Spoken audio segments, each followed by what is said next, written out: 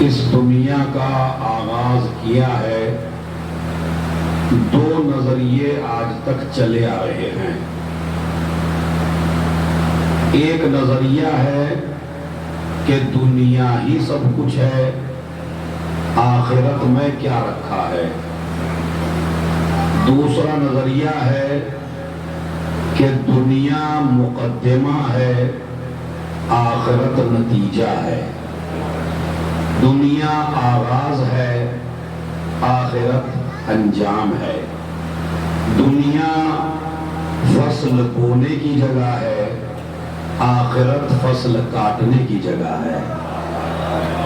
یہ دو نظریے آدم سے لے کے آج کی اس تاریخ تک جس میں یہ مجلس ہو رہی ہے، اور یہی نظریے قیامت تک رہیں گے۔ یعنی دو پارٹیاں ہیں، ایک پارٹی کہتی ہے دنیا ہی سب کچھ ہے، ایک پارٹی کہتی ہے نہیں، دنیا سب کچھ نہیں ہے، آخرت نتیجہ ہے، آخرت منزل ہے۔ اب مجھے یہ نہیں پتا کہ ہم کس پارٹی میں ہیں، سمجھ رہے ہیں؟ آج کا مسلمان کس پارٹی میں ہے؟ امیر المومنین علی ابن ابی طالب علیہ السلام۔ اچھا، ادھر بھی رہنما آئے اس نظریے کی تائید کے لیے، اور ادھر بھی اللہ نے ہادی بھیجے اس نظریے کی تائید کے لیے۔ جناب آدم کے بیٹوں ہی سے یہ دو نظریے چل گئے۔ ایک بیٹا کہتا ہے دنیا ہی سب کچھ ہے تو وہ قاتل بن گیا، ایک بیٹا کہتا تھا آخرت سب کچھ ہے تو وہ مظلوم بن گیا۔ جناب نوح کے زمانے میں اگر جناب نوح اس نظریے کو بچا رہے تھے تو اسی طرح ان کے مقابلے میں جو دشمن تھے، جو کافر تھے، ان کا نظریہ یہ تھا کہ نبوت وبوت کچھ نہیں ہے، یہ نماز روزہ کچھ نہیں ہے، یہ دین وین کچھ نہیں ہے، یہ شریعت وریعت کچھ نہیں ہے، جو کچھ مزہ لینا ہے آپ کو یہی لینا ہے۔ تو یہ نظریہ نوح کے زمانے میں بھی تھا۔ یہی نظریہ پھر جناب ابراہیم کے زمانے میں آیا۔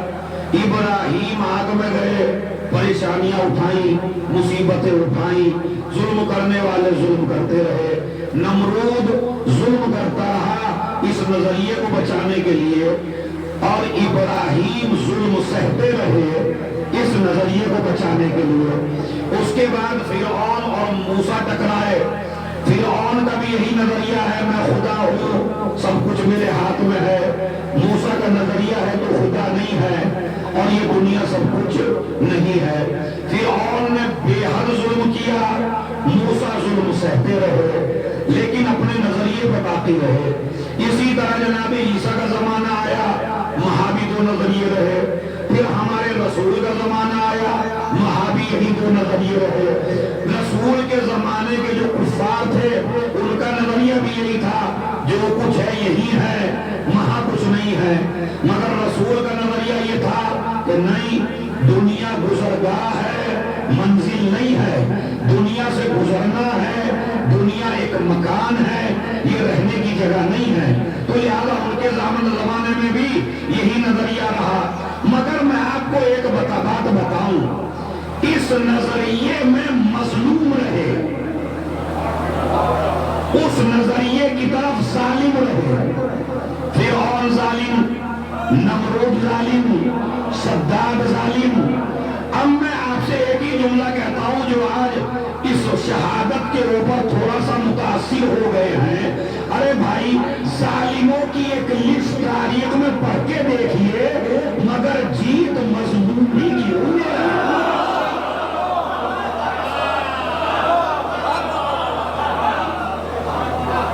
سلام بھیجے محمد علیہ۔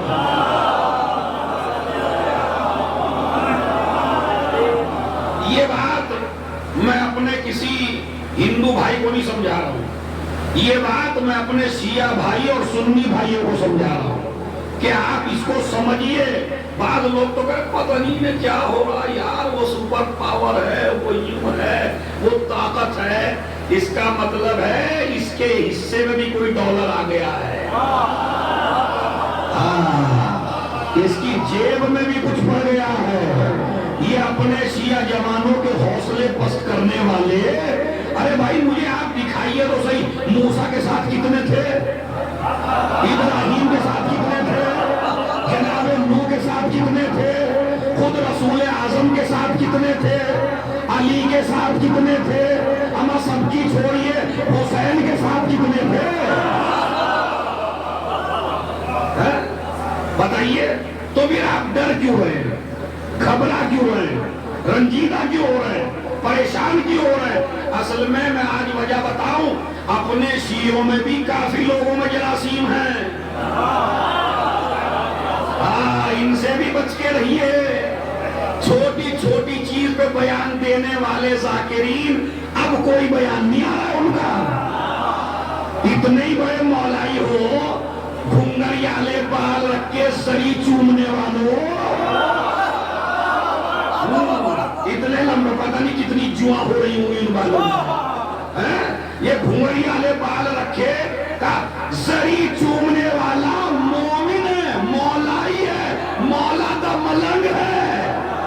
اور تا تو کہتے بھی نہیں ہیں آپ, مولا دا ملنگ. یہ مولا دا ملنگ ہے. میں نے کہا اگر زری چومنے والا مولا دا ملنگ ہے تو زری بچانے والا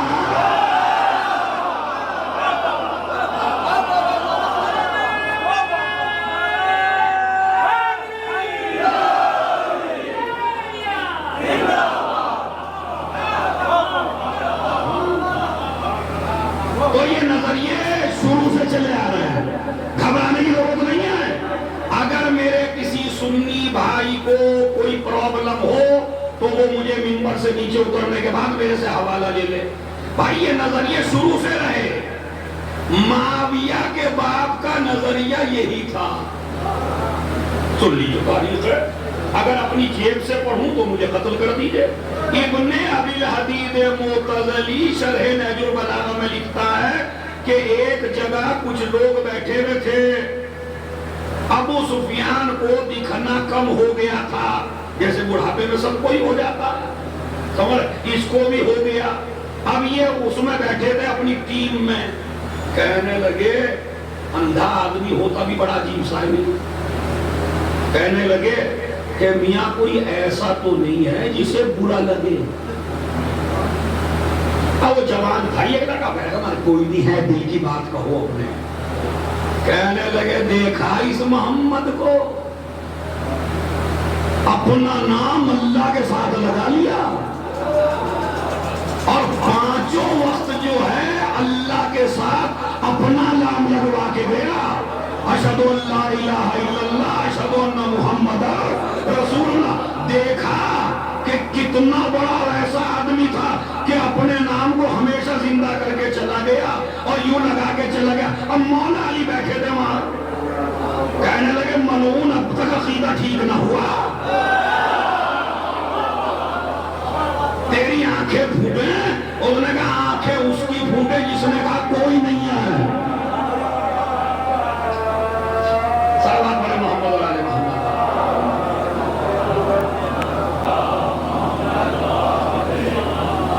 تو یہ میں کوئی شیعہ کتاب کا حوالہ نہیں دیا ہے, ہمارے سنی بھائیوں نے لکھا ہے. تو ان کا بھی نظریہ یہی تھا کہ آخرت کچھ نہیں ہے, جو کچھ ہے دنیا ہے. امیر معاویہ کی موت اسی نظریے پر ہوئی. وہ یہی کہتا تھا کہ دیکھا اس رسول کو, جب تک نہیں مانا جب تک اس نے اپنا نام نہیں رکھ دیا اذان میں 5 وقت. ورنہ فلاں صاحب ہوئے ان کا نام نہ رکھا گیا, فلاں صاحب ہوئے ان کا نام نہ رکھا گیا, ایک صاحب ہوئے ان کا نام نہ رکھا گیا, ایک اور تھے ان کا, مگر اس کا نام 5 وقت ہے. اور میں وہ لفظ استعمال نہیں کرنا چاہتا جو کتاب میں ہے, ورنہ وہ لفظ دیکھیے جا کے کتاب میں, ان ابن ابی کبشہ, ترجمہ جا کے دیکھ لیجئے گا. مگر یہ کر ہی دیتا ہوں سمجھانے گئے, یہ میڈھا, یہ نبی کے لیے لفظ استعمال کیا اس نے. اس کا ہر وقت اذان میں نام پکارا جاتا ہے. اس کے بعد تخت یزید پر یزید بیٹھا, اس نے کیا کہا, لعبت ہاشم بالملک فلا خبر جاء ولا وحی نزل. بنی ہاشم کا ایک ڈھونگ تھا، نہ کوئی وحی آئی تھی، نہ کوئی کتاب آئی تھی، نہ کوئی رسالت ہے، نہ کوئی نبوت ہے. یہ وہ یزید ہے جسے مسلمان رضی اللہ کہتا ہے. رضی اللہ تعالیٰ عنہ تو ایسے بھی ہو گئے کہ جو یزید تک کو رضی اللہ بولتے ہیں بھائی، کہتے ہیں کہ یزید رضی اللہ عنہ اللہ معاف کر دے گا، اور نہ بولیے اور نہ کہیے. تو یہ بھی اسی نظریے کا آدمی تھا.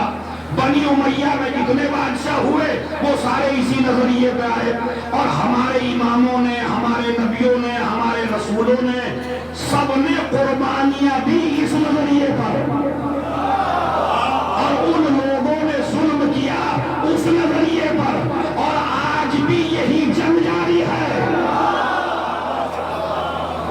آج بھی یہی جنگ جاری ہے، اس لیے کہ مظلومیت کی مدد کرنا دین اسلام میں سب سے بڑی عبادت ہے. اب اگر مظلوموں کی آواز پہ کوئی بولے یہ نبیوں کے راستے پہ ہے، اور اگر بچے بھی بلاتے رہیں اور قائد جوا خانوں میں ہو.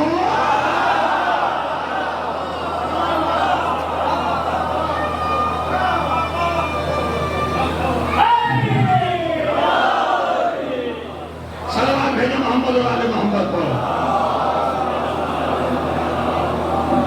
ہماری شیعت اس وقت 3 حصوں میں بٹی ہوئی ہے: ملنگ، اخباری، اصولی، یعنی جو مجتہد کو مانتے ہیں.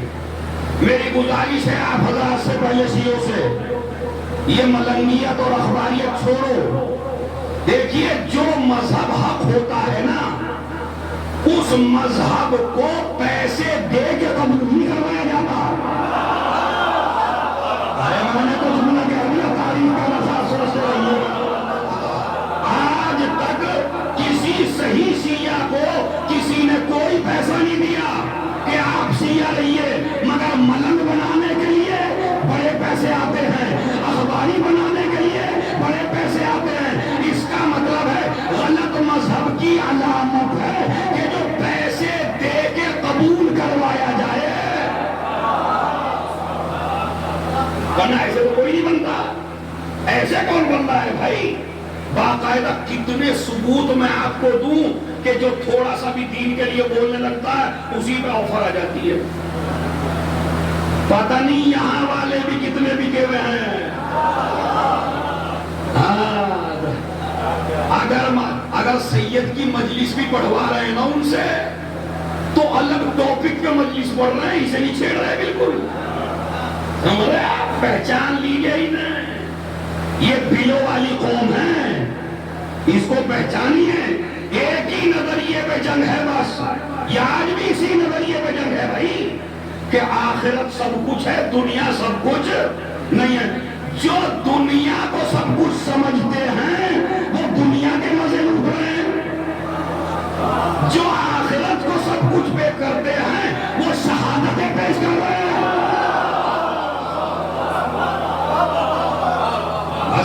ورنہ مجھے بتائیے، جس طرح آپ کو اپنی بیگم سے محبت ہے، انہیں نہیں ہے شہیدوں کو؟ جس طرح آپ کے بچوں سے محبت ہے آپ کو، کیا انہیں اپنے بچوں سے محبت نہیں ہے؟ جس طرح آپ اپنی فیملی سے پیار کرتے ہیں، کیا ان کو اپنی فیملی سے پیار نہیں ہے؟ کیا انہیں بریانی اچھی نہیں لگتی؟ کیا انہیں خورمے اچھے نہیں لگتے؟ کیا انہیں ڈالر اچھے نہیں لگتے؟ کیا انہیں فون اچھے نہیں لگتے؟ مگر اتنی بڑی بڑی آفریں ہمارے